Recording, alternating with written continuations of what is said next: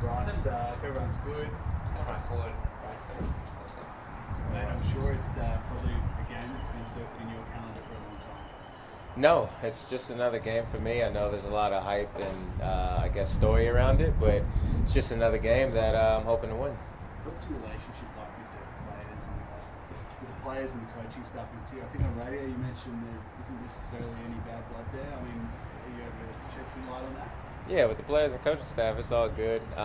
Titus with the manager, so I'll be excited to see him, Hayden. So looking forward to that. What about Mark Arena, the owner? Have you spoken to him since leaving?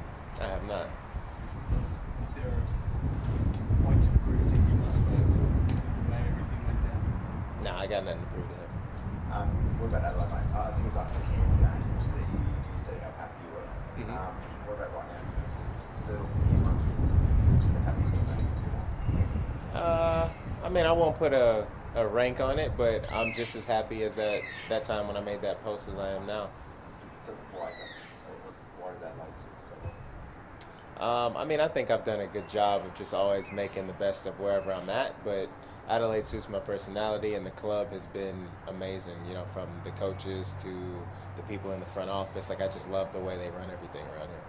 Does it feel like it's a real sort of home thing, like where everyone sort of cares for everyone? That's what it seems like from the outside looking in. Yeah, it has a more familial type vibe, and they treat everybody equally, and like, you know, they make you feel like you're a person that I guess has your due respect, and that goes a long way with me.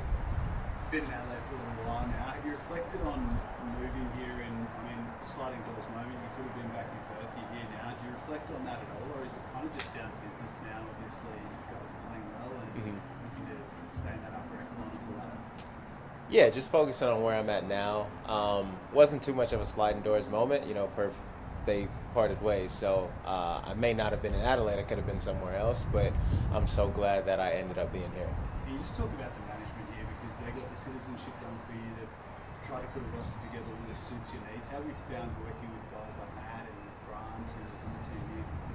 It's good, you know, having a open relationship with them where the dialogue is in constant communication. I really enjoy that. Mate, what about in terms of the team? Do you feel like obviously the results this week themselves, but do you feel like you're still gelling?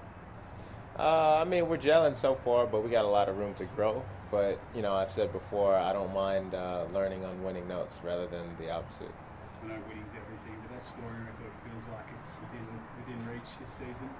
Is that What scoring record? like a single game scoring record? Is that something that ever plays on your mind at all? No, I already have the record, so that's okay. Your own record, though, is that one you want to bump up at all? If it happens, it happens. And just adding on to the fact that obviously fantastic season in sense of scoring, but over the last couple of games, just building into this year, having a wider range of scoring options across the court, how important is that going to be over the stretch of a busy couple of weeks where games are every couple of days, just to be able to have that? If you were to have a bad night, that you have options to come off second, third option. It's extremely important, especially when you talk about trying to be the last team standing. It takes a team to win, and in any league, if it's just one guy doing all the scoring, they never win the championship. And I guess adding that, obviously you don't want to add the emotion to the game of coming up against a former team, but do you expect anything on the night of obviously your teammates know, former teammates know you more better than anyone, or do you just kind of try to work that out? It's not your basketball doing. It's basketball, do the talking. That's all it is. Do you expect anything from the teammates, or? Nah, I don't expect anything. Do you get any, on the court, just, little bits of, tidbits when you're playing or anything like that, or just kind of block everything out on the court? It happens sometimes, and depending on what's said, I may ignore it, or sometimes I'll add more to whatever's said. Just depends on what mood. Okay. Sorry, I guess it's someone that's, a great scorer as you.